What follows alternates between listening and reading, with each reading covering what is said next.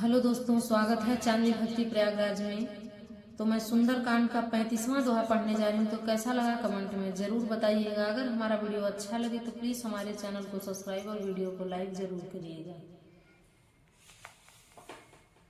मंगल भवन अमंगल हारी, द्रवहु सुदशरथ अजिर बिहारी।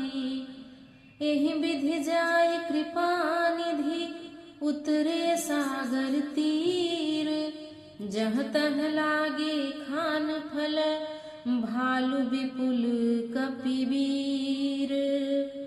मंगल भवन अमंगल हारी, द्रवहु सुदशरथ अजिर बिहारी।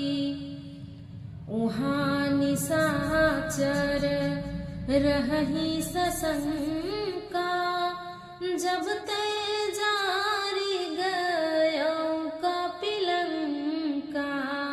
निज निज गृह सब करहि विचारा, नहीं निश्चर कुल केर उबारा। जासु दूत बल बरनी न जाई, तिहि आए पुर कवन भलाई। दू तीन सन सुनी पुरजन बानी, मंदोदरी अधिक अकुलानी। रहसी जोरी कर पति पगलागी, बोली बचन नीति रस पागी। कंतय कर सहरी सन परिहरहु, मोर कहायति हित ही अधरहु। समुझत जासु दूत कई करनी, स्त्रवहि गर्भ रजनी चर धरनी।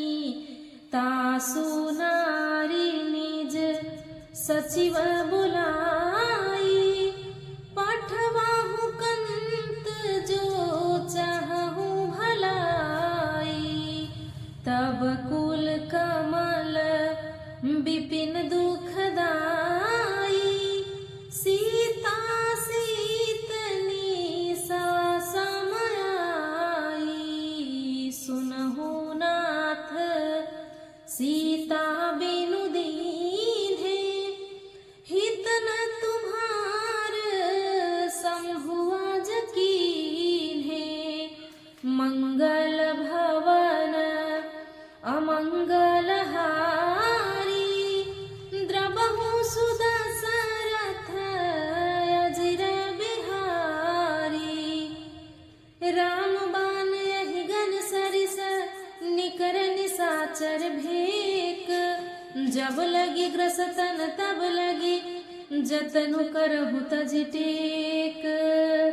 मंगल भवन अमंगल हारी, द्रवहु सुदशरथ अजिर बिहारी।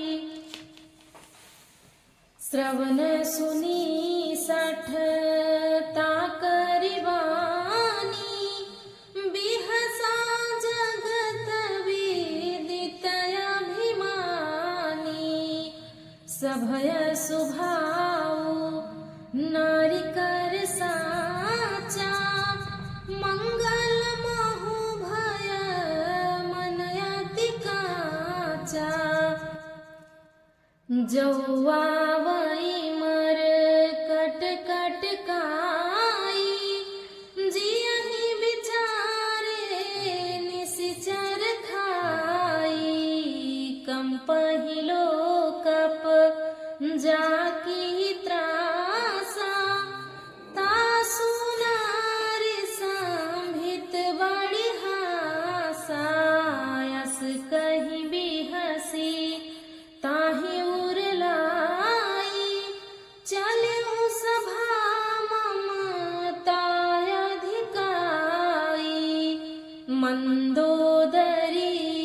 हृदय कर चिंता भयउ कंत पर विधि विपरीता।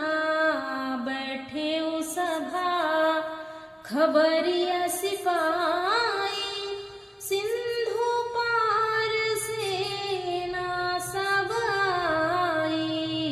बूझे सि सचिव उचित मत कहूँ ते सब हसे मस्त कर रहा हूँ। जीते हूँ सुरासुर तब श्रम नाही नर बानर के ही लेखे माही। मंगल भवन अमंगल हारी द्रवहु सुदशरथ अजिर बिहारी। सचिव वैद गुरु तीनि जो प्रिय बोलहि भयास। राज धर्म तन तीनि कर होई बेगिहि नास। मंगल भवन अमंगल हारी द्रवहु सुदशरथ अजिर बिहारी। इस प्रकार कृपा निधि श्री राम जी समुद्र तट पर जा उतरे। अनेकों रीछ वानर वीर जहाँ तहाँ फल खाने लगे। वहाँ लंका में जब से हनुमान जी की लंका को जलाकर गए तब से राक्षस भयभीत रहने लगे। अपने अपने घरों में सब विचार करते हैं कि अब राक्षस कुल की रक्षा का कोई उपाय नहीं है। जिसके दूत का बल वर्णन नहीं किया जा सकता उसके स्वयं नगर में आने पर कौन सी भलाई है। हम लोगों की बड़ी बुरी दशा होगी। दूतियों से नगरवासियों के वचन सुनकर मंदोदरी बहुत ही व्याकुल हो गई।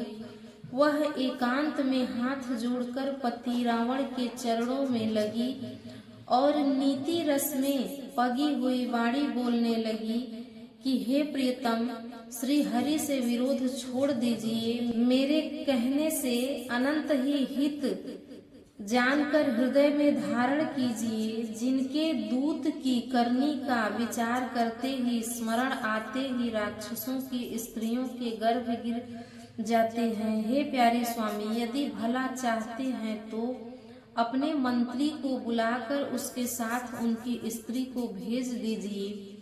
सीता आपके कुल रूपी कमलों के वन को दुख देने वाली जाड़े की रात्रि के समान आई है। हे नाथ, सुनिए, सीता को दिए लौटाए बिना शंभु और ब्रह्मा के भी आपका भला नहीं हो सकता। श्री राम जी की वाण सर्पों के समूह के समान है और राक्षसों के समूह मेढक के समान। जब तक वे इन्हें ग्रस नहीं लेते, निगल नहीं जाते, तब तक हठ छोड़कर उपाय कर लीजिए।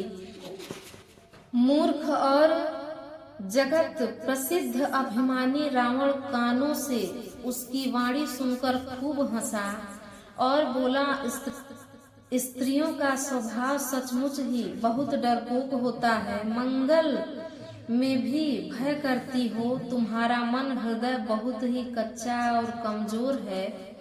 यदि वानरों की सेना आवेगी तो बेचारे राक्षस उसे खाकर अपना जीवन निर्वाह करेंगे।